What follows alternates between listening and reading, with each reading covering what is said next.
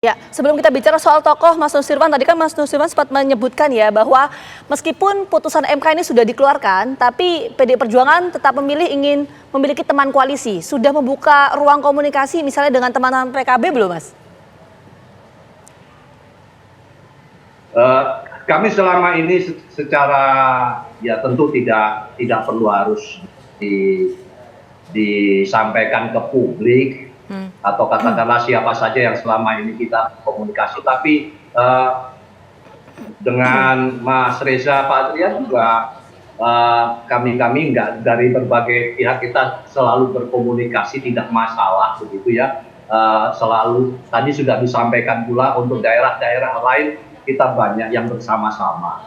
Jadi kalau berkaitan hanya dengan Kota Jakarta, tentu komunikasi politik itu pun tetap akan kita lakukan kepada siapa saja, dengan PKB juga iya, dengan atau partai-partai yang lain, dari Gerindra dan dari Golkar dan sebagainya. Bagi kami itu tidak menjadi masalah dan memang itu sebuah keharusan kita selalu berkomunikasi. Ya, Pak Nusirwan. Dan itu berlangsung sama dengan daerah-daerah lain.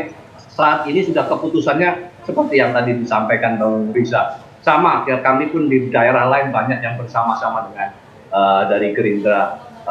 Apakah itu bupati, wakil bupati, wali kota maupun wakil wali kota. Sehingga poin atas poin berkaitan dengan komunikasi politik kita lakukan secara sama saja. Tidak ada hal yang sulit. Ya, kalau bicara soal Jakarta ini kan selalu menarik untuk dibicarakan Pak Nusirwan. Ada estimasi nggak? Ini kan waktu sudah mendekati nih ke akhir Agustus. Ada estimasi nggak? Saya dengar-dengar betul ya tanggal 23 atau tanggal 24 nanti akan diumumkan siapa calon dari PDIP. Tentu bahwa kan sesuai dengan jadwal yang sudah ditetapkan oleh KPU, bahwa itu nanti pendaftaran akan dimulai tanggal 27 dan ditutup tanggal 29. Tentu semua pihak, semua partai politik sudah menyesuaikan dengan jadwal yang ada tersebut.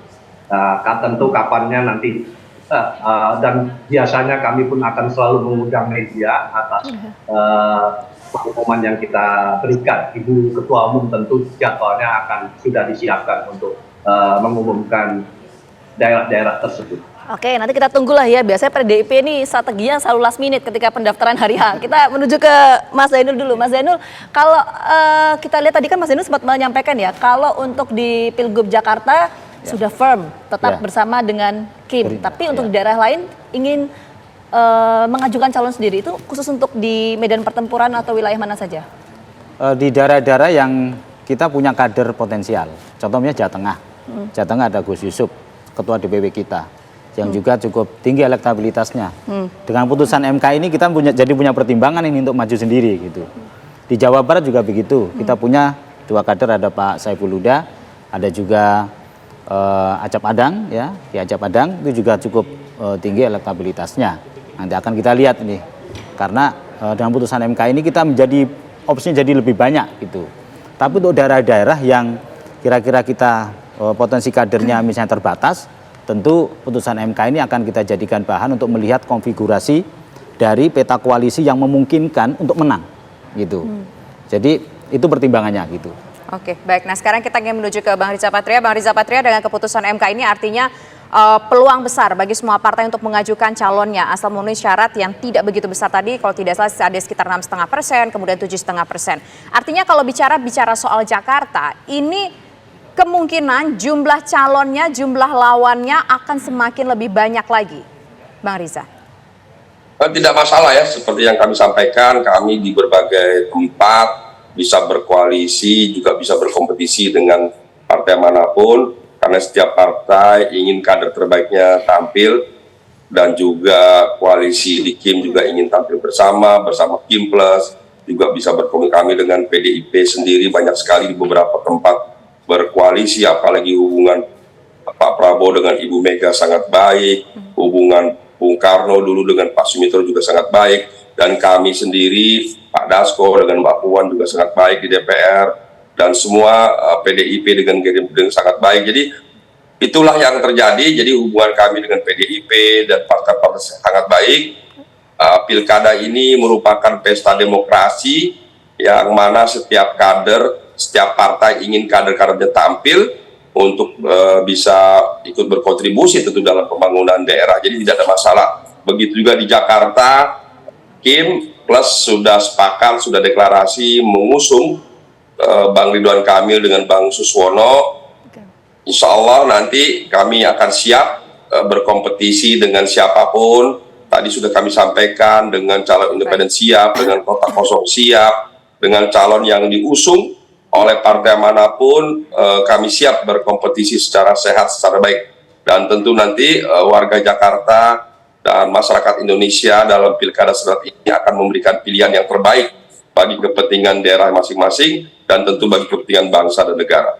Oke, baik, kita menuju ke Prof. Burhan. Prof. Burhan, kalau kita bicara soal pilkada, itu kan pasti bicara soal kemenangan juga ya. Nah, ini potensi kemenangan yang menjadi pertimbangan atau psikologis partai politik itu apa? Elektabilitas dari tokoh yang diusung, mesin partainya, atau bagaimana? Ya, ada dua. Yang pertama adalah elektabilitas personal kader yang dipotret dalam survei. Karena survei adalah mekanisme objektif yang paling bisa dipakai untuk mengukur tingkat kedipilihan dari bakal calon. Nah, yang kedua adalah mesin partai. Jadi dua itu yang saya kira akan menentukan.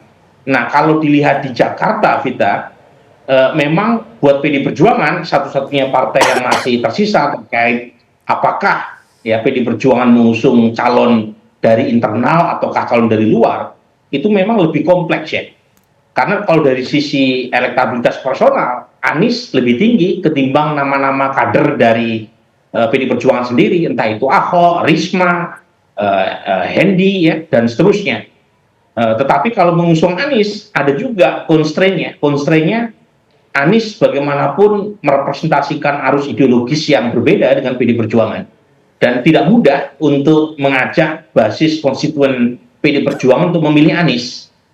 Sementara Kim Plus, kalau tidak ada perubahan, dengan mengusung Ridwan Kamil plus Suswono, ya itu lumayan bisa mengurangi basis pendukung Anies, terutama dari akar rumput PKS yang overlap atau beririsan dengan basis Anies ya.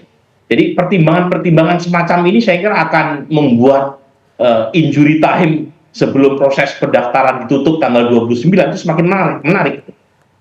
Belum lagi kalau kita lihat apa yang sudah dideklarasikan di beberapa tempat terkait dengan calon, itu kan masih bisa berubah sepanjang belum didaftarkan ke KPU. Jadi tarik-menariknya saya kira akan lebih kuat, tetapi yang paling diuntungkan oleh putusan MK hari ini adalah rakyat. Karena rakyat akan mendapatkan ya alternatif menu ya, yang lebih beragam dan tidak di set up oleh elit. Dan ini adalah putusan yang paling kita apresiasi dari MK karena menyediakan alternatif yang beragam, dan yang paling penting mengembalikan makna demokrasi sebagai prinsip kebersaingan.